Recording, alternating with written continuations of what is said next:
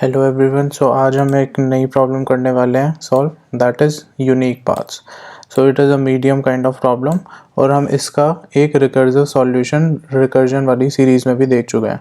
तो हमने उसमें रिकर्जन यूज़ करके इसे सॉल्व किया था, पर recursion as we all know तो बहुत ज़्यादा टाइम कॉम्प्लेक्सिटी उसकी बहुत बेकार होती है। तो इसलिए हम थोड़ा सा बढ़िया वे में आ रहे हैं, डीपी से इसे सॉल्व करेंगे। सबसे पहले हम प्रॉब्लम स्टेटमेंट देख लेते हैं।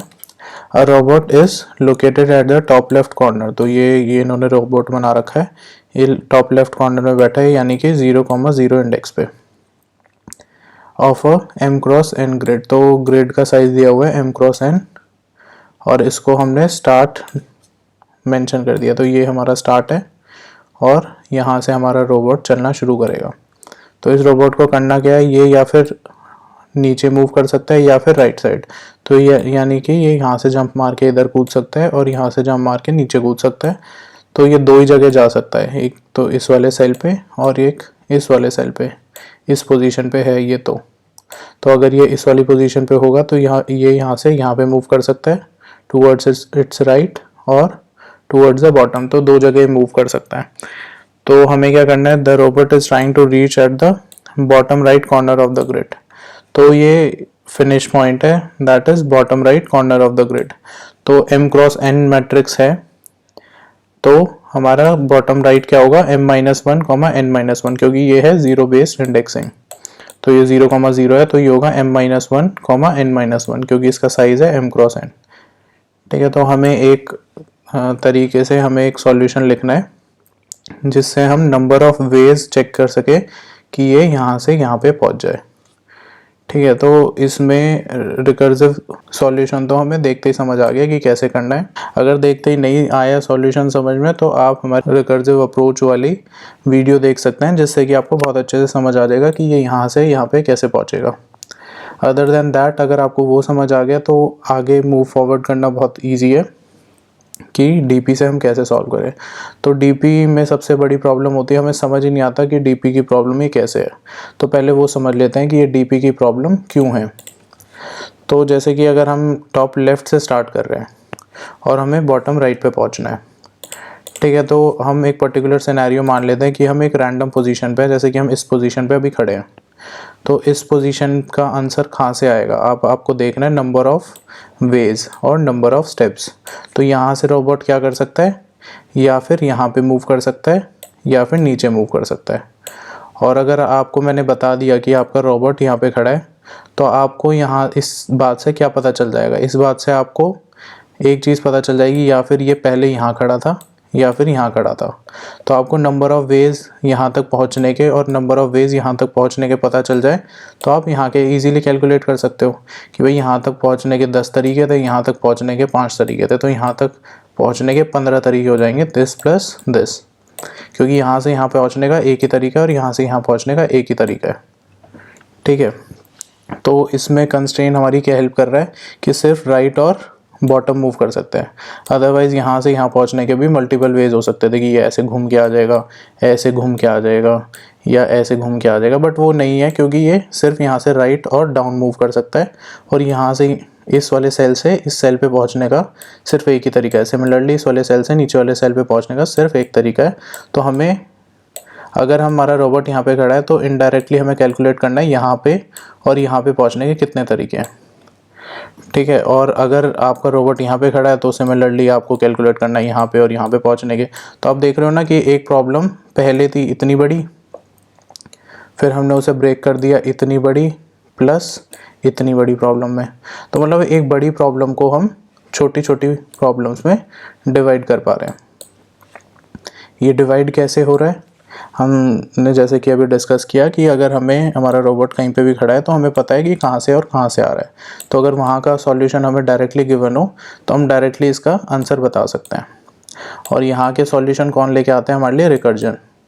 तो रिकर्जन हमारा काम बहुत आसान कर देता है, तो हम सीधा रिकर्जन यूज़ करेंगे और उसमें डीपी लगा देंगे। तो उसे बोलते हैं टॉप डाउन डीपी। दो तरीके की डीपी होती है, हमने एक इंट्रोडक्टरी वीडियो में जैसे कि डिस्कस किया है। एक होती है टॉप डाउन डीपी, एक होती है बॉटम अप डीपी। तो जिसमें हम रिकर्जन यूज़ करके सॉल्व कर रहे होते हैं उसे बोलते हैं टॉप डाउन। वो होती है काफ़ी आसान और ईजी टू अंडरस्टैंड, और काफ़ी कॉम्प्लेक्स प्रॉब्लम्स में भी आपको समझ आ जाता है कि कैसे सॉल्व होगा।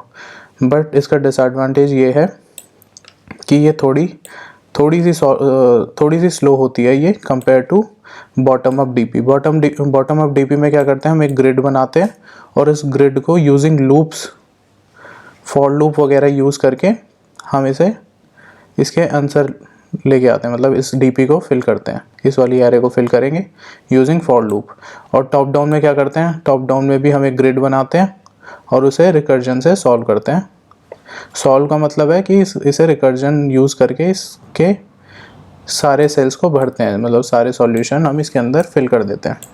तो अगर ये इतनी बड़ी प्रॉब्लम है तो आपको इतनी बड़ी एक ग्रिड चाहिए ताकि हम स्टोर कर सके आंसर कि यहाँ तक पहुँचने के कितने तरीके हैं, यहाँ तक पहुँचने के कितने तरीके हैं, यहाँ तक पहुँचने के, तो यहाँ और यहाँ का आपने स्टोर कर रखा है तो यहाँ का डायरेक्ट आंसर आ जाएगा। आपको इतनी फिर से इसको और इसको कैलकुलेट करने की ज़रूरत नहीं पड़ेगी। तो इसलिए डीपी काफ़ी हेल्प कर रहा है इस प्रॉब्लम को सॉल्व करने में। तो हम देख लेते हैं कि कैसे हम इसे स्टार्ट करेंगे। तो डीपी में जैसे कि हमने इंट्रोडक्टरी वीडियो में किया था कि बहुत ही ईजी प्रॉब्लम होती है डीपी की, बस हमें 3 चीज़ सोचनी है।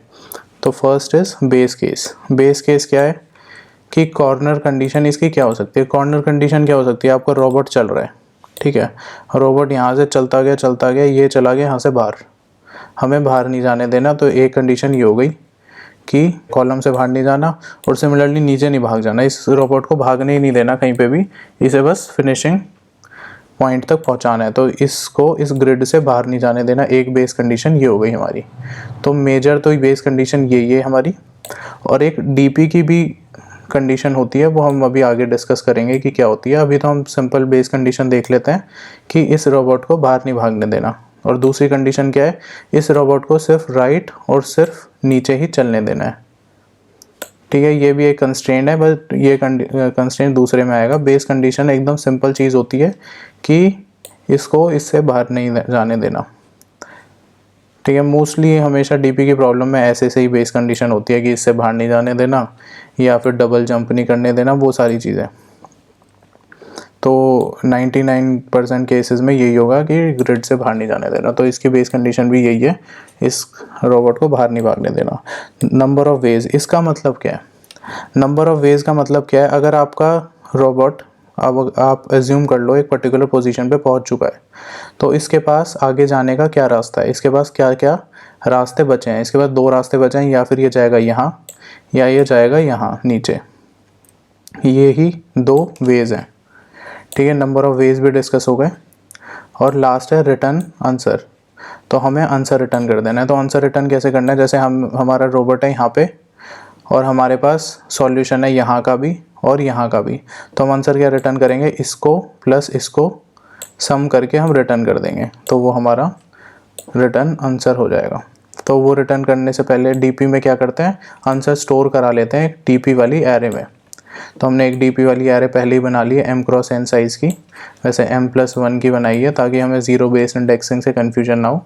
तो m+1 और n+1 की हमने एक एरे बना ली और उसके अंदर हम आंसर स्टोर कराते हुए चल रहे हैं। तो आंसर स्टोर कराते हुए चलते रहना है और हमारा बढ़िया से डीपी की प्रॉब्लम सॉल्व हो जाएगी। अब एक बार लिख के देखते हैं हम कि कैसे सॉल्व करेंगे। तो ये वाला हमें फंक्शन ऑलरेडी गिवन है, ये एक तरीके से मैट्रिक्स का साइज आपको गिवन है। तो उसके करस्पॉन्डिंग आपने एक एरे बना ली, डायनेमिक एरे बना ली यूजिंग वेक्टर। सो वेक्टर अगर आपको थोड़ी कंफ्यूजिंग लगता है, बेकार लगता है, तो आप इंट करके भी 2D एरे बना सकते हैं। तो ये हो गया एकदम बेसिक चीज़ कि डीपी है तो डीपी में एक डीपी की एरे चाहिए होती है, वो हमने बना ली है। अब हमें चाहिए होता है रिकर्सिव सॉल्यूशन, तो उसके लिए हमें करनी है रिकर्सिव कॉल। तो हमें एक फंक्शन अलग से बनाना होगा जो कि रिकर्सिवली कॉल करेगा। ये वाला फंक्शन बार बार खुद को कॉल नहीं करेगा, क्योंकि इसके अंदर जो पैरामीटर्स आ रहे हैं वो हमारे करस्पॉन्डिंग नहीं है, मतलब हमारे हिसाब से सेट नहीं है। रिकर्सिव सॉल्यूशन से अगर सॉल्व कर रहे हो डीपी की प्रॉब्लम, तो एक अलग से फंक्शन बनाना पड़ेगा जो कि रिकर्सिवली खुद को कॉल करेगा, ताकि हम अपने हिसाब से पैरामीटर सेट कर सकें। तो उसका नाम दे दिया हमने सॉल्व। अब उसमें क्या हमें पास करना है, हमें पता होना चाहिए पर्टिकुलर कंडीशन पे हमारा रोबोट कहाँ खड़ा है। स्टार्टिंग पॉइंट है, अभी हमारा ये प्रॉब्लम शुरू हुआ है, तो हमारा रोबोट खड़ा है 0,0 पे, ठीक है। और हमें पता होना चाहिए इस रोबोट को पहुँचना क्या है। स्टार्टिंग और एंडिंग पॉइंट हमेशा हमें देना होता है इसके अंदर। ठीक है। तो जो भी रिकर्सिव कॉल है उसके अंदर हमें स्टार्टिंग कंडीशन देनी होती है और जहाँ पे हमें पहुँचना है उसकी वो वाली कंडीशन देनी होती है या वो वाला साइज़ देना होता है। अगर m क्रॉस n की जगह किसी पर्टिकुलर पोजीशन पे पहुँचना होता है तो हम वो पास करते हैं इसके अंदर। ठीक है, तो हम इसमें m क्रॉस n पास कर देंगे, m क्रॉस n। और हमने ये इतनी सुंदर सी डीपी की एरे यहाँ पे बनाई है, 2D डीपी की एरे, तो ये भी हम यूज़ करना चाह रहे हैं, इसलिए हम ये से भी पास कर देंगे। तो ये हो गया हमारा प्रॉब्लम सॉल्व। डीपी की प्रॉब्लम हो चुकी है सॉल्व। बहुत छोटी सी ये 3 चीज़ें और लिखनी है दूसरे फंक्शन के अंदर, अभी हम वो भी लिख लेते हैं। एक और फंक्शन बनाएंगे हम इंट सॉल्व के नाम से, और इसमें फर्स्ट चीज़ क्या थी, 0,0 यानी current position of the robot. तो करंट पोजीशन को हम i, से मेंशन कर देंगे। i, यानी ith रो jth कॉलम पे हमारा रोबोट खड़ा है अभी, और इसे पहुंचना है इंट int n पे। ठीक है, और ये एज इट इज़ हमारी हो जाएगी वेक्टर ऑफ वेक्टर इंट। ठीक है, तो ये हमारा फंक्शन बन गया। अब हम 1 बाय 1 चलेंगे। पहले हो गया हमारा बेस केस। बेस केस क्या था हमारा, इस वाली ग्रिड से हमें बाहर नहीं निकलना है। इस वाली ग्रिड से बाहर का मतलब है i m से बड़ा नहीं होना चाहिए, j n से बड़ा नहीं होना चाहिए। मतलब करंट रो और करंट कॉलम m n से बड़ा नहीं होना चाहिए। ये तो आपको सुनते ही समझ आ गया होगा कि ये क्यों कर रहे हैं हम। i greater than equal to m और j greater than equal to n। तो इस केस में हम क्या कर देंगे, रिटर्न 0, कि भाई इससे बाहर चला गया तो वो कोई नंबर ऑफ वेज है ही नहीं, इसलिए हम 0 कर रहे हैं कि इससे बाहर निकल लेना ये, तो इसलिए हम रिटर्न 0 कर रहे हैं इसे। अदर देन दैट हमारे को ये पता है कि अगर हमारा जहाँ पे हम चाहते हैं i equal to m-1 and j equal to n-1, अगर हम यहाँ पे पहुँच गए तो हम क्या करेंगे, रिटर्न 1। तो ये कंडीशन क्या है, इसके बारे में तो हमने बात ही नहीं करी। भाई एक कंडीशन तो हमारी हो गई कि हम पूरी ग्रिड से ही बाहर निकल गए, यहाँ से बाहर निकल गए, तो वो ये वाली पूरी ग्रिड है, इससे हम बाहर निकल गए, तो वो तो हमें करना नहीं, वो हमने इस वाली कंडीशन में मेंशन कर दिया। बट अगर हम इसमें पहुँच गए तो भी तो हमारा एक बेस केस अचीव हो गया कि भाई यहाँ पे जाके भी तो हमें रुकना है।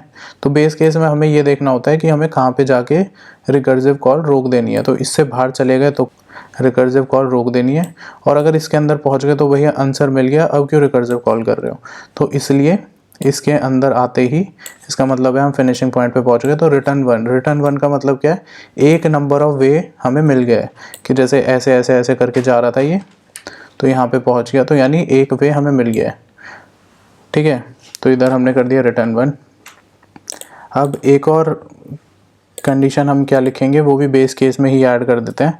If dp of i j is not equal to -1, return dp of i j। इस कंडीशन का मतलब क्या है, इस कंडीशन का मतलब क्या है, जैसे हमारे पास dp की एक एरे पड़ी होती है जो कि जिसके अंदर हम सॉल्यूशन स्टोर कराते हैं। तो सपोज़ एक हमारे पास एरे पड़ी है और हम उसके अंदर स्टोर करा रहे हैं। पहले हमने इनिशियली -1 स्टोर करा दिया, हमें किसी का भी आंसर नहीं पता। तो हमने इस वाले कंडीशन के लिए कि यहाँ पे रोबोट खड़ा है तो नंबर ऑफ़ वेज कितने होंगे वो हमने रिकर्सिवली कैलकुलेट कर लिया। तो हम इसके अंदर आंसर स्टोर करा देते हैं। जैसे इसमें करा दिया 12 कि यहाँ से यहाँ तक पहुँचने के 12 तरीके हैं, इसके अंदर स्टोर करा दिया। अब अगर हमें सॉल्यूशन निकालना है इस वाले के लिए, तो इंस्टेड ऑफ कि हम पहले इसके लिए चेक करें, फिर इसके लिए चेक करें, फिर सबके लिए चेक करें, हम बस इसके लिए कैलकुलेट कर लेंगे, या फिर इसके लिए हमारे पास आंसर पड़ा है तो हम डायरेक्टली इसका आंसर निकाल सकते हैं। एकदम सिंपल सी चीज़ है, यहाँ से यहाँ तक जाने का एक ही तरीका है, तो जो इसका आंसर होगा वही इसका आंसर होगा। तो अगर इसका आंसर हमने पहले से निकाल रखा है तो हम कह रहे हैं कि इसका आंसर फिर से निकालने की ज़रूरत नहीं है, तो वही आंसर रिटर्न कर दो। ठीक है, तो ये वाली कंडीशन भी आपको हमेशा डीपी की प्रॉब्लम में मिलेगी ही मिलेगी। अगर डीपी के अंदर डिफ़ॉल्ट वैल्यू नहीं पड़ी तो रिटर्न डीपी कर देना है कि भाई हमने पहले ही उसका आंसर निकाल लिया है, तो ये कर देना है। तो आपको बहुत ज़्यादा ये, अगर आप पहली प्रॉब्लम ऐसे सॉल्व कर रहे हो टॉप डाउन से, तो अभी थोड़ी कन्फ्यूजन होगी, बट लेटर सेक्शन में अगर आप 3-4 प्रॉब्लम ऐसे सॉल्व कर लोगे तो आपको ये सारी चीज़ें बहुत कॉमन लगने लगेगी, हर एक प्रॉब्लम में ऐसा सा ही कुछ लिखा होगा। ठीक है, अगला ये वाला काम हो चुका है हमारा, बेस कंडीशन हमने लिख लिया। अब नंबर ऑफ़ वेज देखते हैं, नंबर ऑफ़ वेज क्या है।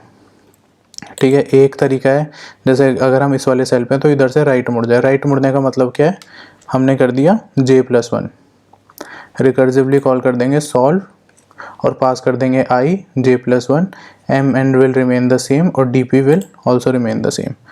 ठीक है, तो हम स्टोर करा देंगे इंट वे1 equal to solve i j+1 comma m comma n comma dp। ये एक तरीका हो गया। ऐसे ही दूसरा वे क्या होगा, नीचे मूव करना है। नीचे मूव करने का मतलब क्या होगा, i+1 j m comma n comma dp। ये दो वेज हो गए हमारे।